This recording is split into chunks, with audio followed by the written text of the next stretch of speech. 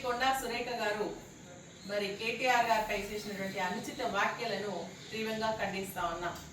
ఒక మహిళగా మరి తన పైన వచ్చినటువంటి ఏవైతే ట్రోల్ ఉందో మరి మేమందరం కూడా ఖండించడం జరిగింది. అది పద్ధతి కాదు.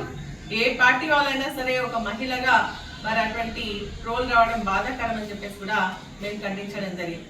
కానీ ఈరోజు కొండా సురేఖ గారు వ్యక్తిగత దూషణలతో మరి పర్సనల్ గా మాట్లాడుతూ కేటీఆర్ గారి పైన చేసినటువంటి ఏవైతే వ్యాఖ్యలు ఉన్నాయో దాన్ని తీవ్రంగా ఖండిస్తా ఉన్నాం.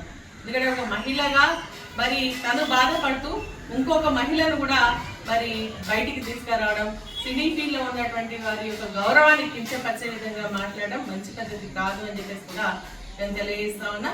మరి ఆ రోజు నిండు సభలో గౌరవ ముఖ్యమంత్రి గారు మమ్మల్ని కామెంట్ చేసినప్పుడు ఆ రోజు మీకు కనిపించలేదా, మరి అదేవిధంగా వినపడలేదా అని చెప్పేసి అడుగుతానంటే తన దాకా వస్తే కానీ తెలియదా అని చెప్పేసి అడుగుతా ఉన్నా. ఏమైనా కూడా ఒక మంత్రిగా ఉండి మరి ఒక మహిళగా ఉండి మరి ఒక మహిళను కించపరిచే విధంగా మాట్లాడడం, అదే విధంగా ఎవరు ట్రోల్ చేసిందో కూడా తెలియకుండా దాన్ని కేటీఆర్ గారికి ఆపాదించి మాట్లాడడం అనేది మంచిది కాదు అని చెప్పేసి కూడా మేము ఈ సందర్భంగా హెచ్చరిస్తా ఉన్నాం. ఇది పునరావృతం కాకుండా ఉండాలి.